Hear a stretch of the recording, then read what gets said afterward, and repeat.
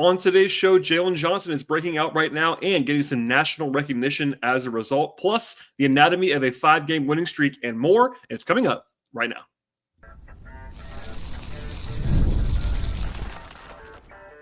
You are Locked On Hawks, your daily Atlanta Hawks podcast, part of the Locked On Podcast Network. Your team every day. Hello, friends. Welcome to episode 2104 of the Locked On Hawks podcast, part of the Locked On Podcast Network, now the #1 sports podcast network. I am your host, Brad Rowland, coming to you on a Monday evening into Tuesday, and plenty to discuss in Hawks land at this point. Thank you for joining us, as always, on the podcast on an off-day show between games for the Hawks. If you missed it, I did an episode after a Sunday night win for Atlanta in Phoenix. It was our 5th straight victory. Talking about that game and more later on in the podcast, but that was a very busy week last week on the show. We're already rocking and rolling now. At the end of today's podcast, we'll be diving into the game on a Tuesday, which is a home game against the Pistons that'll actually have some pretty interesting ramifications. But first, there's some national news that became Hawks news on Monday afternoon. Jalen Johnson was named Eastern Conference Player of the Week for last week. I said on the show last night that I expected him to win, honestly. And after looking at the numbers even more so after that episode last night, I moved from expected to almost seemed to be guaranteed. And it would have been absolutely crazy if he didn't win, to be honest with you. The headliner, of course, for Jalen's week last week was the history-making game that he had against Utah, in which he became the first player in the history of the NBA to have at least 31 points, 18 rebounds, 14 assists, and 7 steals in a single game. That's a wild stat line, obviously, and obviously was a huge part of a win against Utah in that spot. He also became the first player in Hawks history to have at least 95 points, 45 rebounds, 35 assists, and 10 steals over any 4-game span. So rarefied air there.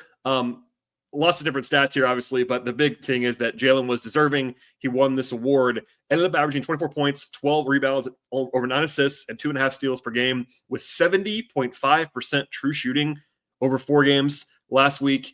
He was 8 of 14 from 3, which certainly helps matters, but he was very efficient. He was very productive, had at least 10 rebounds and at least 7 assists in all 4 games as a power forward. Not a small thing there with the passing.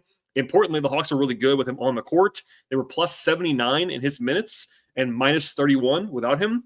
That's a stat that you obviously need some context for, big picture, but after watching every minute of every game in those 4 games, it was pretty clear to me, I'm sure it was probably to the listeners as well, that Jalen was a big part of the success when the Hawks were rocking and rolling with him on the court during last week as well. And look, crucially, if you follow this closely at all, and I have to, it's part of the job, the Player of the Week festivities are very, very reliant on team success. Basically, being 4-0, as the Hawks were last week, was a big factor in Jalen winning. He would have deserved it either way. But if your team loses more than once in a week, you're basically just crossed off in the normal Player of the Week discourse. I'm not saying that's right or wrong. It's just kind of the nature of the beast. It's not like a voted on award. It's a league award they just kind of hand out. This is the first win for Jalen in this award. I am pretty confident it will not be the last time he wins this honor. Maybe not like a super regular occurrence, but certainly he's capable of winning this again. Also, it was the first Player of the Week win for the Hawks since Trey won last year in March. Trey's won this award 9 times, but the last time that a Hawk other than Trey won Player of the Week was DeJounte Murray after he had that big 44-point overtime game in Boston a couple years ago with Trey unavailable at that point in time. But before that, the only time that a Hawk has won Player of the Week other than Trey in about a decade was Paul Millsap in April of 2016. So it has not exactly been the norm that a non-Trae Young entity of the Hawks was winning this kind of national hardware. And obviously last year they had some season-long winners, Dyson Daniels in particular, when he was an improved player. But a new day in Atlanta, and Jalen was fantastic and certainly earned the award on a national, at least Eastern Conference basis last week. On the Jalen Johnson front, obviously his breakout kind of already happened, I would argue, last season, but certainly he's getting more attention than he ever has right now, I think for good reason. And I got actually a couple questions that I wanted to answer in sort of tandem here, but one came from Royal, listener to the podcast, who says, is it too early to say that Jalen's going to make the All-Star team this season? So before I get to that, I just want to note that this is probably the best stretch of his career, like pretty clearly, to be honest with you. Not just this week, but the entire beginning of the season to this point. This 14-game sample size for Jalen and the Hawks. I won't go through all of it right now, but for example, he's getting the free throw line at a career best level so far. He's also making free throws at a career best level so far. A career high in assist rate, a career high in steal rate, a career high in points, assists, etc. Like, it's basically been across the board. Jalen's been more productive and efficient than he's ever been so far. I don't want to put all of this through the all-star lens. I always wanted to stop right now and say that out loud. Like, even putting the all-star stuff to the side, Jalen's having the best, month essentially of his career, and I think there's more to come on that front as well. As far as the question is concerned, I would say it's probably a little bit early to be definitive that he definitely will make the all-star team. I did mention this quickly last night on the show. I think he is on track to be a serious contender and to make it. And a deeper look since then points in that direction. A big reason that it's too early is that all-star reserves aren't announced for a long time. Last year it was January 30th. That's still almost 2.5 months from now. For reference, the Hawks had played 48 games when they announced reserves last year. They're only 14 games in now. So obviously you're talking about like 30, 35 games between now and the announcement. That leaves a lot of uncertainty. So I would always refrain from being too categorical in my certainty on that. But I went through it today just because of the question. And I think Jalen would both make it right now and honestly very clearly should make it right now if you had the voting today, which you wouldn't. It's very, very early. There are only 6 guys in the East right now that I think will probably be ahead of Jalen on most like national all-star lists if they happen today, mostly because of their numbers and also like maybe their history, their pedigree, team success, all of that. Because the reality is history matters, whether it should or not, and team success matters, whether it should or not. So keep that in mind, given the history. I like to be living in the real world on these things. But Giannis, Donovan Mitchell, Jalen Brunson, Cade Cunningham, Jaylen Brown, and Tyrese Maxey, who, by the way, is averaging 32 points per game right now for Philadelphia, would be the 6 guys that probably would be ahead of Jalen. But that's it. And by the way, there's a lot more than 6 that end up making the All-Star team. So Jalen's averaging 22, like 9.5 rebounds, 6 assists with 65% true shooting. That's obviously a ridiculous stat line. The efficiency probably won't stay quite that high based on his history, but it's a rare skill set to be able to do all of what he can do on the glass and also with the assists as well, plus the scoring and the finishing around the rim. I gave this stat a bunch this summer, but Jalen was only like one of 5 guys last year to have 19 points, 10 rebounds, 5 assists per game. And he's been even better this year. In fact, there are only 5 guys right now averaging 21, 9, and 6. He is one of those 5. So that's a rarefied air, to be honest with you. And even more so, he is 6th in the East right now in rebounding and 10th in the East in assists. Now, other than Nikola Jokic and maybe Giannis, usually you do not see guys that are in the top 10 in rebounds and assists in their conference. It's hard to do because the rebounding is a very difficult thing to do as well. But you're doing all of that. That's an all-star combination, basically is what I would say. So I would say it's kind of ironic. Jalen's individual defense was actually down earlier this season. I think from previous years, I think he actually was kind of shaky defensively for the first couple of weeks of the season. And I said that on the podcast a few times, but it has been trending in the right direction the last few games. Plus, as I talked about a lot with Glenn Willis this summer on his player capsule, even if Jalen waxes and wanes a little bit with his attention level defensively and his effort level defensively at times, the rebounding is such a huge weapon because defensive rebounding is a big part of defense, especially when you're a front court player, and he is an elite defensive rebounder at the 4. And that very much helps to buoy everything. Plus, as we're getting into later on, they are running and running and running some more. And Jalen being able to grab and go is part of that equation. So I think the light might have gone on a little bit for Jalen defensively in the last couple of weeks. And that kind of helps. I think maybe some film sessions were not super kind to him would be my guess because it was kind of ugly early in the year defensively. But that's in the back now, basically rearview mirror time on that. So for me, there's no reason to believe that Jalen wouldn't make the All-Star team this year or that he can't be. I predicted that he would earlier in the season. Actually, on the day of the season starting, I did my prediction show, and I predicted that he would make it. Obviously, a long way to go. Team success definitely matters. If the Hawks are rolling at a 51 pace, he has a much better chance than if they level off between now and then. But between the numbers, he's just good at basketball, which definitely helps as well. He's a fun player to watch, which for better or worse does get you more attention when you are more fun to watch. So all those things, it's been a heck of a start for Jalen. He is breaking out again, kind of a secondary breakout. It already happened last year, but another level to get to for Jalen. And I think some national recognition will almost certainly be following in addition to what already happened when he won this award on Monday afternoon. All right, more to come in a second when it comes to the anatomy of a 5-game winning streak, plus a look at the Hawks-Pistons game on Tuesday, and it's coming up in just one moment. If you're a business owner, here's the truth. SASS promised to make work easier, but now the average company is buried behind tons of apps that have to slow down your computer and your teams and actually don't work together. So that's not SaaS, that's SAD, software as a disservice. And that's why you need Rippling. Rippling is the united platform for global HR, payroll, IT, and finance all in one place. They have helped millions of different businesses replace a mess with disconnected tools with actually one system that's designed to give you leaders as a leader clarity, speed, and control all in one place. Rippling also removes the bottlenecks of the busy work that slow teams down necessarily. Everything from onboarding to payroll to IT access runs automatically and perfectly in sync. And it's really easy to use as well. They give companies one source of truth for their people, their data, and everything that they touch in one place. Whether you are wanting to actually run your entire HR or your IT or finance operations as one, or just actually filling in the gaps with your software stack, Rippling can do it all for you. And right now, you can get 6 months free when you go to rippling.com/lockedonnba. Learn more at RIPPLING. That's rippling.com/lockedonnba. One more time, rippling.com/lockedonnba for 6 months free.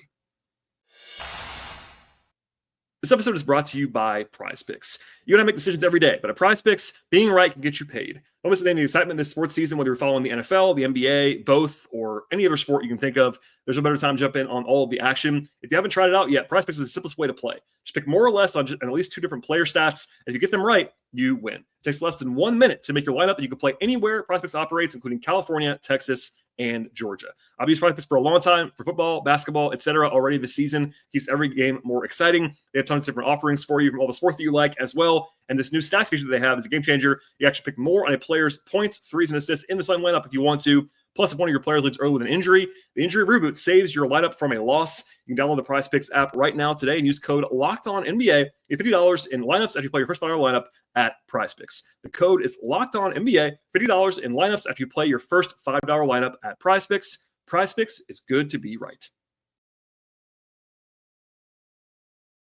All right, so the Hawks are on a 5-game winning streak right now that included a spotless 4-0 West Coast trip.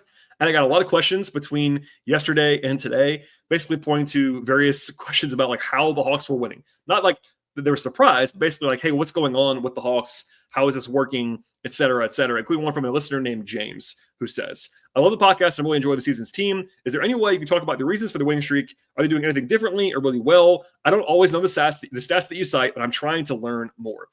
End quote there from James. Thank you, James, for the question. And always the mailbag is open if you want to send questions in on Twitter/X at LockedOnHawks or at BT Rowland, or to our email address. It's lockedonhawks@gmail.com.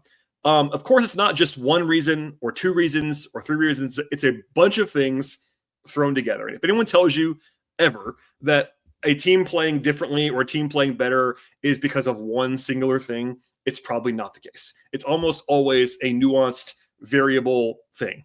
A lot going on. That's kind of the nature of this. It's not always sexy. It's maybe not the most exciting, like hot takery, but that's the nature of the beast here. This streak is covered about 10 days, beginning on November 8th. So I pulled the stats about this 10-day period, covering a lot of different things for the Hawks. And unsurprisingly, given that they're 5-0, they have been good on both ends of the floor. And that's the nature of the beast here. The surprising side is the offense, given the personnel available. They are 8th in offensive rating through the games on Sunday, so like this 10-day period. That's really good for what the Hawks have available. That is buoyed heavily by the fact that this is actually crazy. The Hawks are number 1 in true shooting percentage over the course of that 5-game stretch. Number 1 in the league. That's crazy. They're shooting 76% at the rim over that time. For reference, last year's league leader in rim percentage was 71%. So the Hawks have been scalding hot at the rim. That's a number that's going to come down, obviously, but it's clearly helpful when you are able to finish that effectively at the rim. And at the same time, they're shooting 41.4% from 3. So they've been uber elite from 3-point range and uber elite from the rim. That number, I think, for 3-point range is probably, we can hopefully agree, not going to continue. Obviously, it would be good if the Hawks if it did, but using my analyst cap, it's going to come down. The only player on the roster that I would say individually projects to shoot that well on their own is Luke Kennard. So as a team, that's not going to be a sustainable number.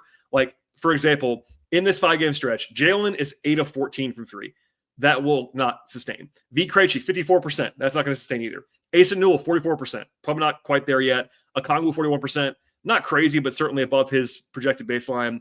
Richard's been above his line, et cetera, et cetera.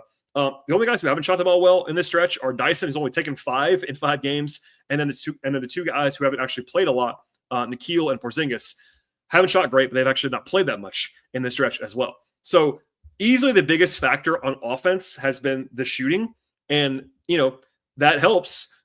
There's Dean Oliver's 4 factors that tell you a lot about NBA basketball. They are shooting percentage, basically, turnovers, rebounding, and free throws. And shooting is the most important of the 4 historically, and in the analytics and the numbers. And that drives a lot, obviously. And the Hawks haven't been great anywhere else offensively. In fact, they've been below average in turnover prevention, rebounds, free throws, etc. But when you shoot the way they've shot, that's obviously going to help. I won't spend a ton of time on this, but the opponent defensive quality in this 5-game stretch has been pretty rough as well. The Kings, Clippers, and Jazz are all like pretty bad defenses right now. And the other 2 are not great defenses right now. You still have to beat the teams in front of you. So it's not like I would not write it off. You're not trying to throw that stuff away. Anyone trying to poo-poo it, that's kind of silly as well. But it's something to at least acknowledge for context purposes. On the encouraging side, though, they are using their clear strength in attacking the rim, playing super fast, and getting to the rim, being aggressive, and being athletic and forceful. And that is a good sign no matter what that's happened so far. The theory of the roster available right now, by the way, is heavily based on being awesome defensively more than offensively, given the absence of Trey, even Porzingis recently as well. Those guys are both offense-leaning players. Taking them away means more defense, generally speaking. And the theory has been this whole time, defense first team, and they have been that. They have been number 3 in the league in defense over the last 5 games. And that is much more believable to me long-term than 8th in offense with this group. The first thing that I always check when it comes to like, is this fluky or not, is going to be opponent 3-point shooting. And it's been like pretty normal. Like the best shooting games that opponents have had against them in this stretch have been LA and Phoenix, which by the way were the closer games. That's not surprising. Those games were closer for a reason. But overall, it hasn't been, a big thing. Like when they've had teams shoot well against them, like Utah, for example, they were better in other areas. When they had teams not shoot well against them, like LA and like Phoenix, they were close games, but the Hawks were able to pull them out in other ways. So that worked out very well. But everything else, other than defensive rebounds, has been pretty good defensively. They're number 2 in turnover creation. Not a surprise at all. They are already awesome in this, even when they're playing Trey, even when they're playing Porzingis. They have always been in the last year plus with Dyson and now with Nikhil, really awesome at creating turnovers, and they still are at this point in time. Elsewhere, I would say that free throw rate allowed is kind of, I don't know, it's not super projectable in a small sample size, but they are number 3 in the league in this 5-game stretch in being aggressive, creating turnovers, and also not fouling. That threading that needle is really hard, and the Hawks have done it so far, which is a really great sign. This is not new if you're listening to the podcast for a while. They've been really bad on the defensive glass this year. They're 26th in this stretch, which is bad. They're also the same ranking, 26th for the full season. So with Trey, without Trey, with Porzingis, without Porzingis, they've been bad on the glass the entire time, basically. It's a problem, but it is possible to build a very good defense despite poor rebounding. It's not easy, but it's possible. Like there is a Hawks example. About 10 years ago, the Horford-Millsap teams were never very good on the defensive glass, but they were still awesome defensively because they're really good at basically everything else. And the Hawks are kind of trending in that direction right now, which is fine. When you are athletic on the wing, when you have grab and go guys like Jalen, when you have, versatility, when you have those two like ball hawking elite defending guards and Dyson and Nikhil, there are ways to build a defense around not being great on the glass. So that's positive. Beyond the numbers though, there's just certainly like a reason to believe that just based on the talent available right now, they should be a good defense. Like I said this a lot, and I'm sorry for repeating myself, but it's just true. Like taking Trey Young away unquestionably helps the defense. That's not controversial. It shouldn't be controversial at all. You can be as high as you want to be on Trey Young. Defensively, he is not good. Taking him away means more of Nikhil and Dyson, even more of Keaton Wallace, which I haven't always loved. Keaton's a pretty good defender, and Trey is not. So like being better defensively is not a surprise at all. That's what's supposed to happen. I think it does hurt them on offense. That's a controversial topic apparently right now, but we have evidence of that for a long time. We'll say that for a different episode. But they really only have, without Trey, one clear liability defensively, and it's Luke Kennard. And Luke is not like playing 35 minutes a night. Like he's a 20-minute a game kind of player. Maybe V. Krejci sometimes can be exploited. Maybe Porzingis can be too in certain matchups. But for the most part, it's mostly just Luke. That's like a pick-on kind of player. I'm looking forward to seeing them match up with a team that has an awesome offense because they haven't really done that for a while now. Like in this stretch, the schedule's been a little bit friendly opponent-wise. Phoenix is the only team during this 5-game stretch that actually has even an average offense. And that's not great. But as I discussed last night, the Suns did score pretty well on the Hawks at times last night. But even with that, I'm looking forward to seeing them play a better team on offense. But hear me out on this. I trust the defense to be good. Even this summer, I was saying I expected the Hawks to be good defensively, like the best that they've been in a very long time. And they have been. Like, even when Trey and Porzingis return, like, they are going to be good defensively, I think. Obviously, again, I just said this. They'll be worse when Trey plays, but they'll still be able to be good, I think. They've only had one game this season that I would describe as genuinely bad defensively, and it was literally the season opener. And for me, I'm inclined to write that one off a little bit more than most games because it's the first game of the year. There was one issue too, like they just didn't get back at all, and it was just like mashing up stuff. And it was like, oh, these guys are brand new playing together. It doesn't excuse it in full. I'm not saying that, but it's more understandable. And since then, even when they had their full allotment of guys, they were still defending at a much better level this year. So if I had to guess, they're right now they're top 5 in defense. If you just simply remove the first game of the season, they're top 5 from the second game of the season on. Is this the top 5 defense? Probably not when you bring Trey back, when you bring Porzingis back, and just like simulate what injuries will probably happen. Like you're not going to have 82 games of Dyson, probably. Maybe you will. Nikhil usually plays, Jalen, etc. But I think that I would project them now to be top 10 defensively, and that's a new world for the Hawks. So all that said, this winning streak has been a product of a lot of different things. They have shot the heck out of the ball on offense, which certainly helps. They have defended like crazy. Other than rebounding, they've been really good defensively all over the place. And that combination, plus havoc creation, plus transition, they've been able to kind of flummox opponents with this, basically a bunch of big athletic wings. That was the theory of the team. And needless to say, no matter what the noise is about like better without Trey or what, it doesn't matter right now. What does matter is that the whole reason this team was upgraded this year, as far as their projections are concerned, overall, was that they improved the depth and they improved the versatility of the roster, and the talent of the roster, and that is shining through right now. You bring in Porzingis, you bring in Alexander Walker, you bring in Kennard, without losing too much of anything from last year, other than a brief respite from like Karis LeVert, for example, and a little bit of Terrence Mann. Like obviously the roster was upgraded. Then you throw in the natural aging curve of guys like Richiche, guys like Jalen, guys like Mo Gay, even Okongwu being on the right side of the aging curve. This is kind of the expected outcome. Now, I wouldn't throw Parade just yet. It's still early, but like a lot of the positive signs are there. And this is the whole thing about like building up your depth. A lot of complaints the last couple of years about when the Hawks had an injury or two, they couldn't sustain it. They tried to patch that up this year and they've had success. So that's a positive thing, but there's the anatomy of the winning streak. A test coming up on Tuesday, actually, as we'll talk about that in a second. But a lot of fun right now. The Hawks are rocking and rolling, and 9-5, and winners of 5 in a row. All right, more to come in a second after a word from our partners.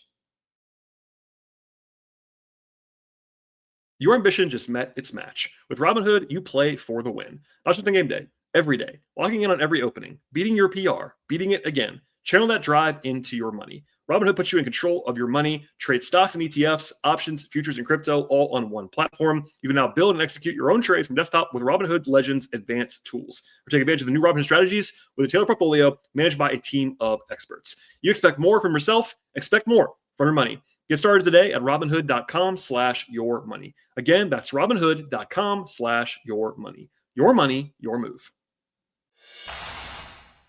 Let's be real. Making excuses doesn't actually solve anything. We've all heard them before. It's just stress. I'm tired, or it happens to everybody sometimes. When it comes to performance, occasionally your body will just need a little bit of extra support, and that's where Rugiet comes in. Rugiet.com offers fast-acting, doctor-prescribed treatments for ED designed to help you stop making excuses and start to make moves. Rugiet also makes it easy to get started. You can actually just connect with a board-certified doctor. It's 100% online, no walker waiting rooms, no in-person appointments. If prescribed, your treatment actually ships directly and discreetly to your door. The process is simple, it's fast, and it's private. It's all handled by real doctors. It's about confidence, connection, getting back to the moments that matter to you. Visit Rugiet, that's RUGIET.com/LockedOnNBA, and 15% off your first order. That's Rugiet.com/LockedOnNBA. And don't forget that code to make sure that they don't actually know that we sent you to them. It's LockedOnNBA is that code. One more time, it's Rugiet, RUGIET, Rugiet. Stop making excuses and start making moves. All right, and it's Monday evening as I'm recording this podcast, a little bit earlier than usual because there was no game tonight for the Hawks. I have to say this out loud. As I'm recording this, the Thunder are up 49-24 on the Pelicans after the first quarter. So that's a good sign for the Hawks. Keep that in mind. That's my daily, semi-daily Pelicans update. It looks bad for them tonight. Maybe they'll come back and win. I don't know. But I would guess probably not at this point. But the big thing is the Hawks do play again on Tuesday, and they play the Detroit Pistons. Now, of note, the Pistons are currently playing as I'm recording this podcast. They're playing at home against the Pacers. They're actually leading at halftime by double digits, so they probably will win that game, it seems like. But regardless, it's an interesting spot in a lot of different ways for the Hawks. Number one, this game was actually pulled off of NBC. It was originally supposed to be an 8 o'clock game on NBC. Now it's a 7:30 game on local TV. After the Trey injury, they pulled it off. Now, actually, Detroit has been more banged up than Atlanta in recent days. In fact, tonight, we won't know the injury report for Detroit until Tuesday because, again, they're playing a game tonight. But they're playing tonight without Cade Cunningham, Asar Thompson, Tobias Harris, or Jaden Ivey, which is like 4 of their top 8 or 9 guys, including their best player in Cade. So interesting stuff there. They're different. They've been playing great, by the way. The Pistons are number 1 in the East right now, and they've been just rolling teams. So they're hot. They're probably going to be, it looks like, at worst, they'll be 11-3. They could be 12-2 coming in. So that's a daunting task. But it is a back-to-back with travel for Detroit as the Hawks have been home now. The Hawks got home early this morning, so they will have a full day plus to get ready for this game. I do usually like to point out that it is hard to play the first game after a long road trip because your legs are kind of funny, jet lag, all that stuff. So maybe it's a little bit of a neutral. Yes, Detroit has a back-to-back. The Hawks have that little penalty against them as well. We'll see. The big thing, though, is the Hawks injury report is crowded at this point. Now, the one that everyone was looking for coming into today was Zachary Richeche. So if you missed this on Sunday night, Richeche took a very, very hard fall that kind of helped to kickstart the rally, actually, because both Jalen and Nikhil talked about how that actually motivated them. But Richeche, it was scary. He stayed down for a long time, and the Hawks announced to be out with a left hip contusion at that point in time. Earlier this afternoon, Zach shared a message on Instagram that said he was all good and nothing to be worried about, and thanked everybody for their messages. And then, I got to say, I was surprised. The Hawks listed him as questionable. I thought, not for sure, but I thought it was likely that Zach would just be out for Tuesday, even just out of caution or whatever. But the fact that he is listed as questionable, I don't want to overstate it, but certainly that's not a bad thing. Now, the Hawks did have the day off today because they didn't practice after a long flight. That's very normal. So maybe he hasn't had a full evaluation. That could be something to note anyway at this point in time. But the fact that he's not immediately ruled out is probably a positive. So he might not play, but that's a step forward after him. Well, he might be out for a while. I compared it to Vit Krejci from last year. Vit missed a month after his hard fall in Orlando. So knock on wood, it won't be that long, and he might even play as early as Tuesday. Elsewhere, Okongwu is questionable, and that was kind of a surprise, with a right knee contusion. Hawks fans saw this, but he got taken up with Dyson at one point late in the game. That is one to keep an eye on. Obviously, Okongwu's been playing great recently, so that's a questionable tag that I don't really know which way to swing on that one. And then Porzingis, who missed the game as a kind of late scratch on Sunday with right knee soreness, is still questionable with that same right knee soreness at this point in time. I got a question right away from a listener that is a dedicated listener that didn't want to be named, but basically was like, what do the Hawks do if they don't have all three of Okongwu, Porzingis, and Richeche? That would be interesting. They have the bodies. Now, at this very moment, the Hawks G League guys have been assigned to the G League because of the road trip. They had those guys in College Park. And Foy Dante actually left the game briefly the other day, actually Sunday afternoon with College Park, but he came back in. right now on the Hawks official injury report, the one through the actual NBA, all the G League guys are listed as questionable because of G League assignments. And by the way, this 4 guys are N'Faly Dante, Jacob Toppin, Eli Njai, and Nikola Juricic. I would say if you don't have Okongwu, Porzingis, and Ricochet, you have to, if Dante's available, you have to have Dante and Toppin in uniform. You just have to. What would happen? They would probably start Mo at center and maybe Asa at the 4, compared to not Asa at the 4. If Jones going to play, but you start Mo at center and then Asa becomes your like third big both times, and maybe you go to some N'Faly Dante for backup center minutes.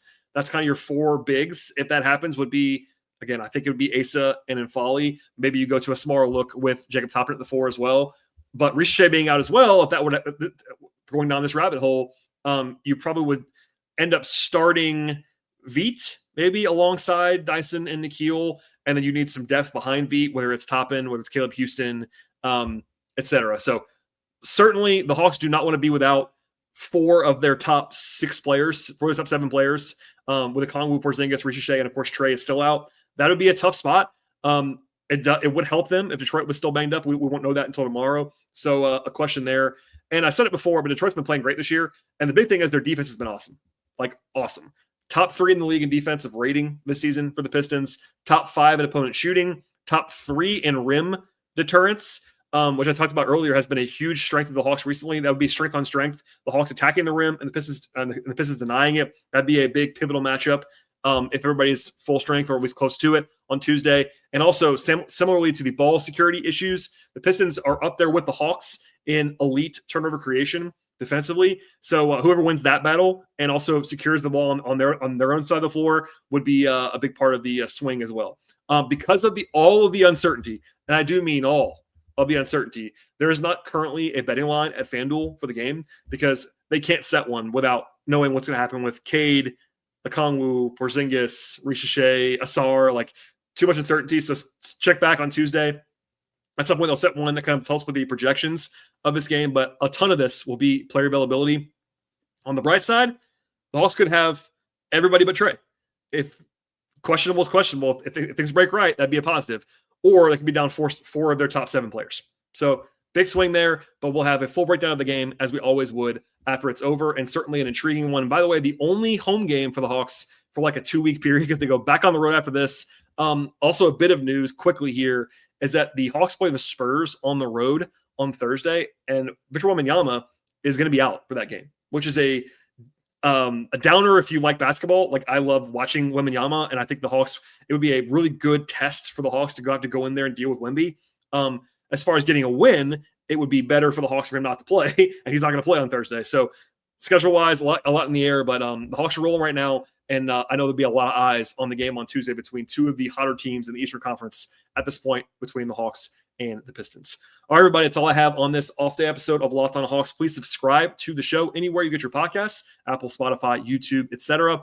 Ratings and reviews appreciated as well. Tell your friends about the pod. I really do appreciate that. Follow the show on X/Twitter at Locked On Hawks. Follow me there if you want to at BT Rowland. Follow me on Blue Sky at BT Rowland as well. And then follow my non-podcast coverage of the Hawks at patreon.com/BT Rowland. Everybody, thanks for being here as always. And we'll see you all after the game on Tuesday.